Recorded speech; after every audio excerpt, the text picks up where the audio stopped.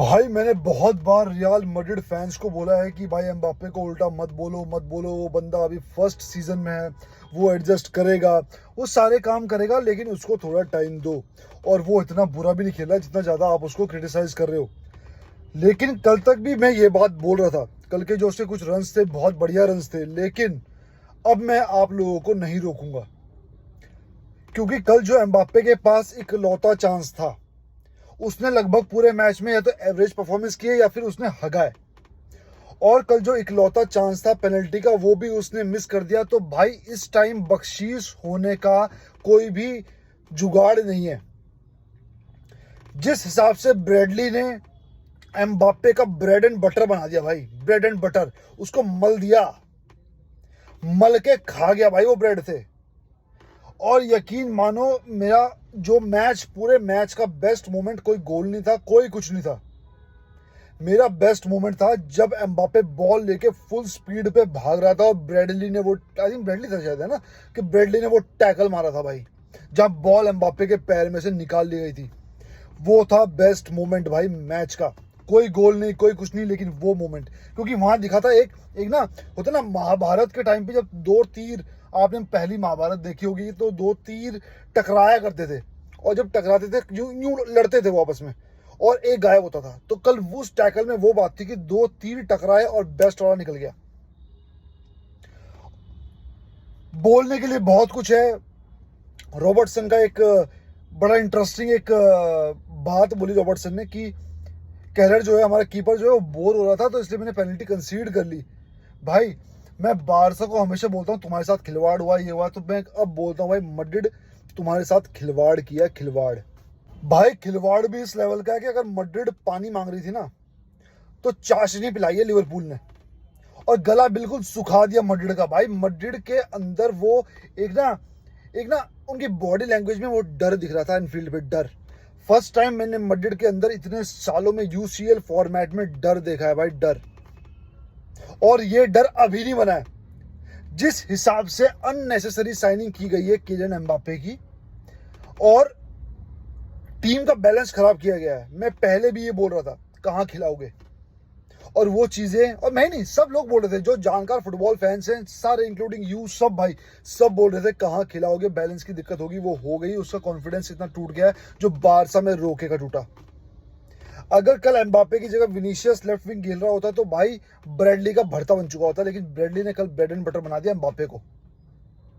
और मतलब इतनी चीजें हुई हैं कल मैच में कि वैन डाइक की भी उड़ती उड़ती है, पता नहीं सच है झूठे, उसने बोला कि भाई जब भी मैं बोर हो रहा था तो एम्बाप्पे को मैं बॉल दे रहा था, और जब मन कर रहा था मैं ले रहा था, क्योंकि मैं बोर हो गया था। अगर ये स्टेटमेंट सच है तो भैया माइक ड्रॉप, और अगर ये सच नहीं है तो बोले बिना वैन डाइक ने ये काम कर दिया कल। जिस हिसाब से एम्बाप्पे को शोल्डर टैकल्स पड़े और एम्बाप्पे बिखरता हुआ घूम रहा था चारों तरफ, भाई एम्बाप्पे पे ही सारा फोकस था। और इस वीडियो का भी मैक्सिमम जो फोकस है वो एम्बाप्पे पे ही है, और वर्ल्ड फुटबॉल का सारा फोकस एम्बाप्पे पे है, क्योंकि ये टाइम था कि वो प्रूव करे, और वो प्रूव नहीं कर पाया। प्रेशर में वो है और वो दिख रहा है। भाई हम हमेशा से बोलते हैं एम्बाप्पे ने एक फ्रेंच टीम के साथ परफॉर्म किया, फ्रेंच टीम के साथ। उस टाइम उसके पास 2022 तक वो इतना ज्यादा प्रेशर में नहीं था, क्योंकि वो पीएसजी में खेल रहा था। जो मेन क्लब्स हैं वहां पे उसका गेम नहीं दिखता था। हाँ, लोग उसको फॉलो करते थे, पर उतना नहीं करते थे जितना बारसा और मैड्रिड के, यूनाइटेड के प्लेयर्स को किया जाता है, लिवरपूल के प्लेयर्स को किया जाता है, बायर्न म्यूनिख के प्लेयर्स को किया जाता है। अब 24 घंटा लाइमलाइट, जब उस पर बोलते हैं ना कि टॉप पे पहुंचना आसान है, अब 24 घंटा लाइमलाइट एम्बाप्पे पे है, तो वो ये प्रेशर हैंडल नहीं कर पा रहा। और जाहिर सी बात है, लीग जो फ्रेंच लीग है उसका प्रेशर बहुत कम है, उसकी क्वालिटी बहुत कम है कंपेयर टू ला लीगा। और वो अब दिख रहा है कि एम्बाप्पे ढंग से ड्रिबल भी नहीं कर पा रहा, ड्रिबल छोड़ो, वो पास नहीं कर पा रहा, वो पेनल्टी नहीं मार पा रहा। जिस बंदे ने वर्ल्ड कप फाइनल में 2 पेनल्टी बहुत भयंकर मारी, और अब वो चीज वो नहीं कर पा रहा, तो कॉन्फिडेंस टूट चुका है भाई का। कुछ बात करते हैं भाई, जिस तरीके से, और बख्शीश हो गई भाई, बख्शीश हो गई। अगर साला उस पेनल्टी को मारता, हालांकि मैं बोलता हूँ हमेशा मार देता ऐसे तो भाई एम्बाप्पे मार देता, लेकिन अगर एम्बाप्पे भी मारता और साला ही मारता तो 3 गोल की स्कोर लाइन होती भाई, 3 गोल मैड्रिड पे। अब बोल रहे हैं लोग कि एंचेलोटी फायर, एंचेलोटी की गलती नहीं है। अगर एम्बाप्पे ने पेनल्टी मिस कर दिया, अगर वो पेनल्टी मार देता तो शायद सिनेरियो कुछ और होता। कोर्तुआ एज यूजुअल कोर्तुआ ने बहुत बचाया, वरना 5 गोल पड़ने थे कम से कम। मैं ये नहीं कि नॉर्मल सेव्स की बात कर रहा हूँ, मैं पॉइंट ब्लैंक रेंज सेव्स की बात कर रहा हूँ।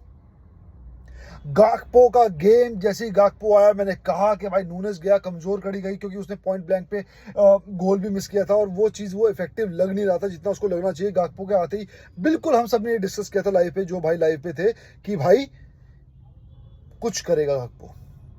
गाकपो आ गया और उसने पेल दिया।